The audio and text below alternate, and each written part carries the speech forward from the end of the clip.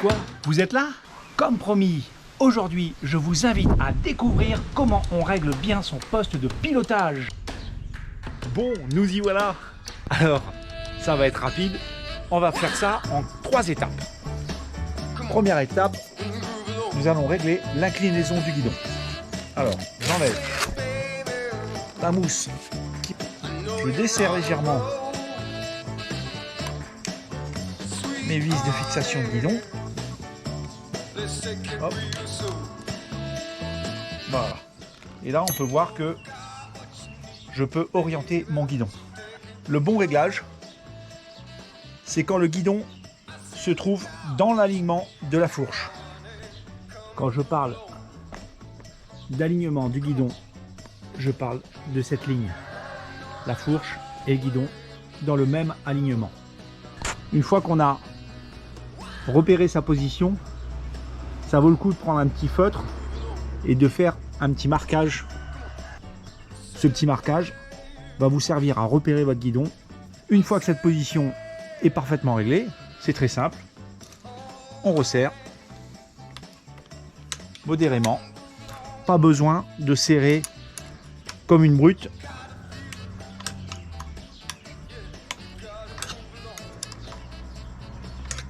Juste serrer correctement. Une fois que cette étape est terminée, nous allons juste régler la position des leviers et s'assurer que la poignée d'accélérateur soit bien positionnée sur le guidon. Dans un premier temps, je contrôle ma poignée d'accélérateur en dévissant les 2 petites vis. Vous voyez, il y a une petite butée. Je m'assure qu'elle ne soit pas complètement en appui contre cette butée.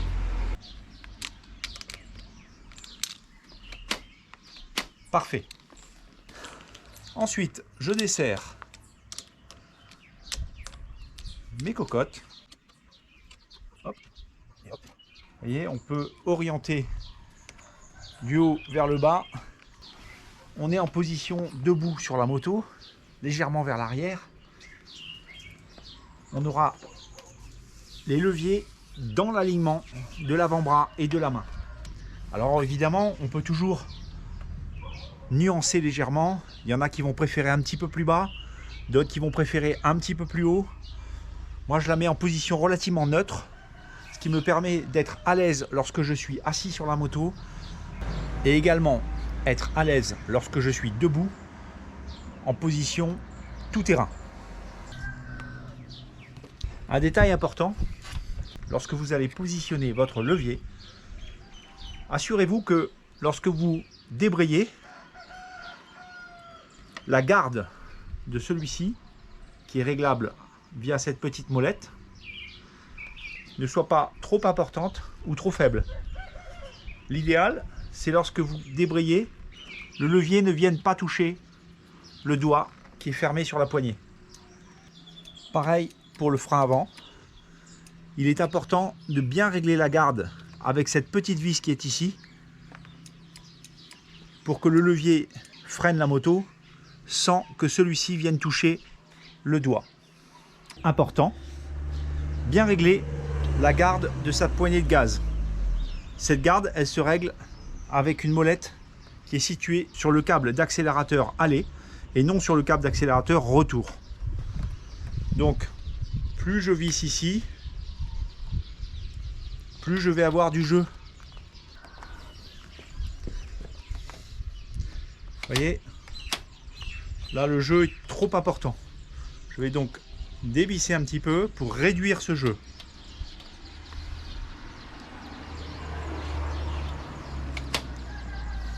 Le jeu idéal, c'est lorsque vous n'avez pas plus d'1 millimètre, comme là, et que le câble ne se coince pas dans aucune des positions du guidon et a un retour parfait. Voilà, maintenant qu'on a bien réglé la position des commandes, la garde, l'accélérateur, la garde de l'embrayage, il n'y a plus qu'à s'occuper des pieds. Les mains c'est bon, les pieds. Il faut savoir que votre pédale de frein peut être réglable au niveau de sa position initiale. Vous avez ici un contre-écrou et une vis. Lorsque l'on va desserrer ce contre-écrou et qu'on va actionner cette vis, vous voyez, la pédale monte ou descend. Comment connaître la bonne position de sa pédale de frein? Très simple.